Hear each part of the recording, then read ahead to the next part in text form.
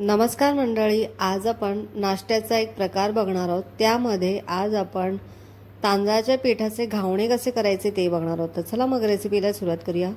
इथे एका बाउलमध्ये 1 वाटी तांदळाचं पीठ घेतलेलं आहे।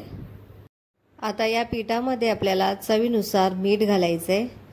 मीठ घातल्यानंतर इथे मी 1 ग्लास भरून पाणी घेतलेले आहे। त्यातलं थोडं थोडं पाणी घालून आपल्याला याचा छान असं बॅटर तयार करायचं आहे।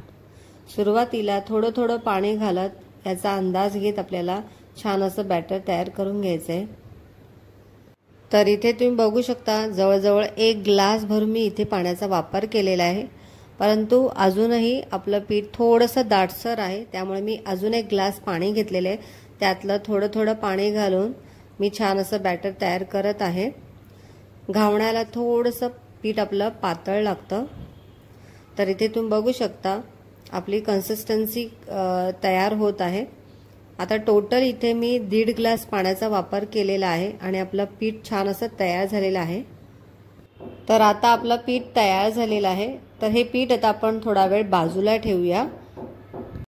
आता आपण घावण्यासाठी लागणारी चटणी तयार करून घेणार आहोत। इथे मी मिक्सर जारमध्ये ओलं खोबरं 1 वाटी, त्यानंतर आल्याचा लहानसा तुकडा आणि 2 हिरव्या मिरच्या घेतलेल्या आहेत। त्याचबरोबर थोडीशी कोथिंबीर घालायची आहे। इथे चवीनुसार थोडीशी साखर आणि चवीनुसार थोडंसं मीठ घालायचं आहे। आणि आता हे थोडंसं पाणी घालून मिक्सरमधून फिरून घेऊया। आणि इथे तुम्ही बघू शकता आपली खोबऱ्याची चटणी तयार झालेली आहे। आता या चटणीसाठी लागणारा तडका तयार करून घेऊया। इथे गॅसवरती तडका पॅन ठेवलेला आहे। यामध्ये 2 चमचे तेल ओतलेले आहे आणि 1 चमचा राई घालायची। राई छान तडतडल्यानंतर पाव चमचा यामध्ये आपल्याला हिंग घालायचं आहे। हिंग घातल्यानंतर यामध्ये आता आपल्याला कढीपत्ता घालायचा आहे। कढीपत्ता घातल्यानंतर छान असं आपण यामध्ये तळून घ्यायचं आहे। आणि या स्टेजला आता आपण गॅस बंद करूया। आणि इथे तुम्ही बघू शकता आपला मस्त तडका तयार झालेला आहे।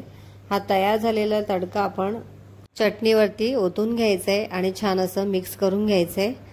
आणि मस्त अशी आपली चटणी तयार झालेली आहे। आता आपण घावण करायला घेऊया। आता घावण करण्यासाठी आपण पुन्हा एकदा हे जे पीठ आहे ते छान असं एकजीव करून घ्यायचंय, कारण बाजूला ठेवल्यानंतर यातलं तांदळाचं पीठ खाली जातं आणि पाणी वरती राहतं। तर अशा पद्धतीने छान असं 1-2 वेळा आपण मिक्स करून घ्यायचंय। गॅसवरती मी इथे नॉनस्टिक पॅन घेतलेला आहे। आता हा पॅन छान असा तापून घ्यायचा आहे। सुरुवातीला छान तापल्यानंतरच आपण ह्याच्यावरती घावणे सोडायचे। आता इथे मी घावणे सोडताना मधून सोडत आहे, कारण माझा जो पॅन आहे तो मध्ये खूप असा उथळ आहे, त्यामुळे आपण मध्ये जेव्हा बॅटर टाकतो तेव्हा ते साईडला पसरतं। आणि इथे तुम्ही बघू शकता जसं जसं आपण हे घावण सोडत आहोत तसं तसं या घावणाला मस्त अशी जाळी सुटते, कारण इथे तवा आपला छान असा तापलेला आहे।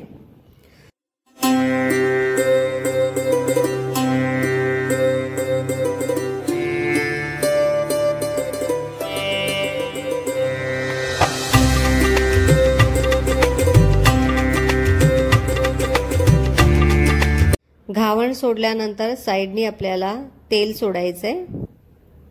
आणि आता आपल्याला हे घावण छान असं खरपूस असं खालच्या बाजूने भाजून घ्यायचंय। आणि इथे तुम्ही बघू शकता आपलं घावण छान खरपूस असं भाजलं गेलेलं आहे। आता साइडच्या कडा सोडून घ्यायच्या आहेत आणि अशा पद्धतीने या घावणाला छान असं आपल्याला फोल्ड करून घ्यायचंय। आणि इथे आपला मस्त असा खरपूस असं आपलं हे घावण तयार झालेलं आहे। डिशमध्ये काढून घेऊया।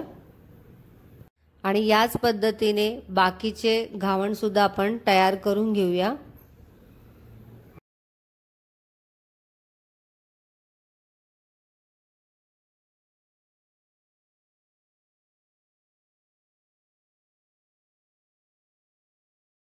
इथे तुम्ही बघू शकता झटपट असे आपले तांदळाचे घावणे तयार झालेले आहेत। अगदी चविष्ट होतात। एकदा नक्की ट्राय करून बघा। रेसिपी आवडली असेल तर कमेंटद्वारे नक्की सांगा। व्हिडिओला लाईक करा, शेअर करा आणि बेल आयकॉनवर क्लिक करा, जेणेकरून माझे नवनवीन रेसिपीचे नोटिफिकेशन तुमच्यापर्यंत पोहोचतील। रेसिपीविषयी तुम्हाला काही प्रश्न असतील तर डिस्क्रिप्शनमध्ये टेलिग्रामची लिंक दिली आहे, जॉईन करा।